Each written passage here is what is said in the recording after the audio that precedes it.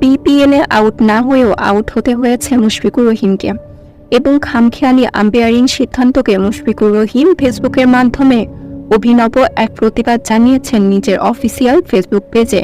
এ ছবি পোস্ট করে মুশফিকুর রহিম লিখেছেন, মাশাআল্লাহ। এখন এতে আপনি ভাবতে পারেন এতে অবাক হওয়ার কি আছে। ধার্মিক মুশফিক ফেসবুক পোস্ট করলে ভালো কিছু হলে সেটা অবশ্যই মাশাআল্লাহ কিংবা আলহামদুলিল্লাহ লিখবেন, এটাই তো স্বাভাবিক। কিন্তু অবাক হতে হয় তখন যখন মিস্টার ডিপেন্ডেবল খ্যাত এই ব্যাটার এই পোস্টটি করেছেন, যেটা কোনোভাবেই ভালো কিছু ছিল না। এটা মুশফিকের সাথে হয়েছে অন্যায়। এটা মুশফিকুর রহিমের জন্য অত্যন্ত লজ্জাজনক একটি সিদ্ধান্ত ছিল। ঘটনাটি ঘটে গতকাল বৃহস্পতিবার।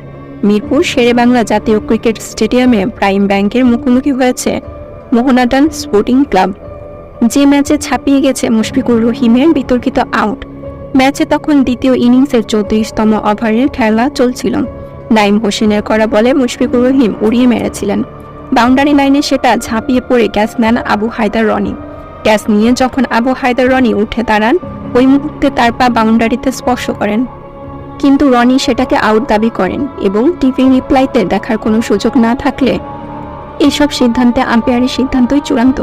আম্পায়ারও সেটা মনে আউট দিয়েছেন মুশফিকুর রহিম প্রথমে ড্রেসিং রুমের দিকে হাঁটা দিলেও সতীর্থ তামিম ইকবাল তাকে থামিয়ে দেন। প্রাইম ব্যাংকের এই ক্রিকেটার চতুর্থ আম্পায়ারকে ভিডিও ফুটেজ দেখানোর চেষ্টা করেন। তামিম ইকবাল নিশ্চিত ছিলেন এটা বাউন্ডারি হয়েছে, কারণ ফিল্ডারের পা বাউন্ডারিতে স্পর্শ করেছে, কিন্তু চতুর্থ আম্পায়ার সেই ফুটেজ দেখতে নারাজ। তারা আউট দিয়েছে মানে আউট। শেষ পর্যন্ত মুশফিকুর রহিমকে প্যাভিলিয়নে ফিরতে হয়েছে। আর সেটার প্রতিবাদে মুশফিকুর রহিম এবার ফেসবুকে এ পোস্ট দিয়েছেন।